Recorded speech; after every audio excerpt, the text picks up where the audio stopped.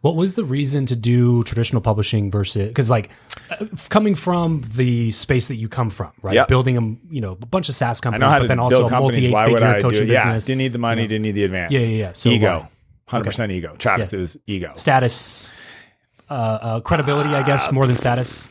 Yeah, ego. I mean, it was, it's nice to feel like the pretty girl at the party. Sure. Like, Yeah. it was just to learn. Well, it's a real question though, right? Because like, it is 100% the real answer. Cause like they gave me like, I don't know if I'm allowed to say or not, but it was like 450,000. I guess that's a lot for a first time author. Yeah. But I didn't need it. Like right. I took the money and I kind of just invested it back into the book, and I put even my own capital. I mean, at one point, and I love my team there at Penguin Random House. No, I shouldn't say that. I love some people. Yeah. Like they had some issues with the book, but it got to the point where even like the title, there were some challenges with the title, and I almost bought out my contract. And they said, we've never had an author say that. And I go, I'm that passionate about producing a specific good product that I actually want to promote. Yeah, I know that you guys do like a book a week. Yeah. This is my thing. Right. I'm going to put this out there, and if I'm not ridiculously proud of it, and I would just rather take it back and find somebody else or do it privately. And luckily they kind of walked me off the cliff. I shout out to Lucinda. She's incredible. But that's why I went with the traditional. And somebody said, it's like, if it could be a New York Times, it won't be if it's self-published. Yeah. Right. Yeah. And look, I'm friends with Chandler Bolt from selfpublishing.com. And I've got, 400 friends that have written books, and they've given me the pros and cons, self-publishing or Scribe or. Yeah, all of them. Yeah, dude, I tried to do a book with Scribe back in the day. I don't know if you've heard about them recently. Dude, they went bankrupt. Like, dude. What? Yeah. Like, boom. How recent was that?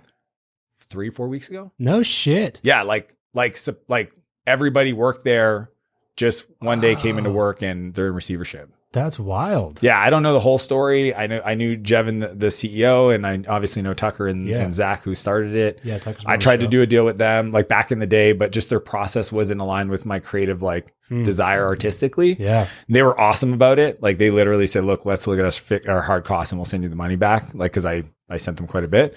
But yeah, so I tried it in the past, and then decided I need a book CEO. That's how it came to be. Yeah, dude, because I go back and forth with that stuff all the time because like I hear you don't own as much of the IP or something, but then, ask me if I would do it again now. Would you do it again now? No. Okay. No way, Jose. Okay. No way. No, because I knew now I would have missed my editor because he was amazing. Okay. But I'm probably sure I could hire somebody that would have been. You know what I mean? Especially with your skill set of knowing how to hire I actually people. have met people at events that seem really talented in that space and have worked on some pretty, phenomenal books. And hey, there's a lot of talent on the market right now. No shit. Not around. That's so, wild. I did not so know yeah, that. in hindsight, actually, so I run one of the largest software CEO coaching mentoring SaaS Academy. You were a client at one point. Yep. And so the team and I are writing a new book for just that audience. Yeah. And we're doing that self-published. I think we're going to go with one of those traditional, like the hybrid companies, right? Yeah. That have the infrastructure. If we want to do the, cause like that's what they sell you on is, we'll get you in the bookstores. Distribution. Yeah. And it's like, turns But out the distribution's shit. they don't sell books. Right. And they're kind of honest about it. They're like, when you do a book deal, you have to put essentially, I think our book proposal was like 65 pages. It was like a real, it was like you're writing for a grant or something. 1,000%. It was exactly like good metaphor. And so, by the time you do all that work, it's like, I could just own it because if I could, I would give away bonus chapters. I would give away the audio. I would have sold for way less. Like, isn't there rules too about like how you're allowed to sell it or something? Like you would not be able to do like a free plus shipping funnel. That's the problem. Like that. Yeah. I cannot do that. Yeah. So like you can't use it as an asset for lead gen. Not the way I would have hoped to. So right now I've been toying with the team because the book has gotten so much traction and the feedback and it's having an impact way beyond I ever thought that I'm literally going to gift it to 1,000 people because I actually think that is ROI positive in the rest of my life. Yeah. So we're just literally working. I got to go buy them at retail, dude. Like, isn't that crazy? That is insane. So like step one is call them up to my publisher to say, negotiate a bulk buy deal. Yeah, a bulk buy deal. Who's going to get the warehouse? Who's going to ship it? Book. Dude, for my own book, right? Wild. And then once I do that, then I got to go find the people I want to gift it to and then figure out how we get it in their hands. And if, gosh forbid, I want to do like an insert or a signed copy, I mean, it adds complexity through the yin yang. That's crazy, dude. These are champagne problems. I was going to say, yeah. But the nice thing though is like, at least this is a book that it's a standalone asset, right? Like it isn't like a lead into your SaaS Academy coaching business or any of the other stuff that you're doing. It's literally what I love about books like this versus just like another type of coaching book that usually as a lead magnet is like, this is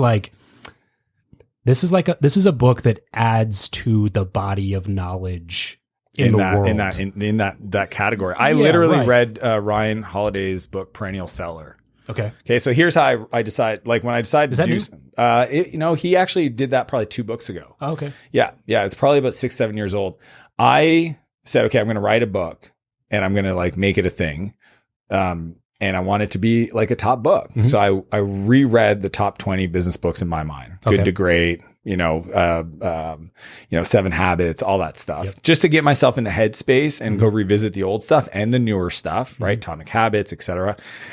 And then tried to figure out like what was the pattern I was seeing and how to like make it evergreen, like make it have a unique perspective on a thing that wasn't. And that's why people are like, oh, I thought it was more for software. It's like, no. Like I've been teaching this methodology to my brother who's a home builder, my wife who runs an agency, my best friend who runs a sign company, my friends that own lawn care company. Like this is a book for podcasts or artists. Because those are my friends that I've been trying to like take pieces of the frameworks that I teach. Right. And that's why like when they read it or listened to it and they go, oh my gosh, now I get it. And I'm like, you've been seeing this happen for 10 years. Yeah. And they're like, yeah, but I couldn't see the whole thing. Yeah. That's the thing that I underestimated. Atomic Habits is such a great example because that book's been out for 5 years. Dude, I got number 2 because James is number 1. Still. And he sells 20,000 copies a week organically. Still after 4 years. That's insane. Yeah. It's the one of the most successful books in the history, more than 4 Hour Workweek, etc. And I remember 4 Hour Workweek. Oh yeah. Wow. Yeah. I didn't know that. Yep. I didn't know it past that. Yeah. That's crazy. Yeah. It's one of those, I think, Subtle Art of Not Giving an F. Yep. That would be another book in that category. I think maybe a little bit higher. Mark's great. Yeah. But you got to pick those categories, and time is one of them. Productivity is one of them, but it's not as, so it's like habits. Sure. Yeah. Sure. Yeah. It's a little bit more niche than that. Yeah. Yeah. A little bit smaller market. Yeah.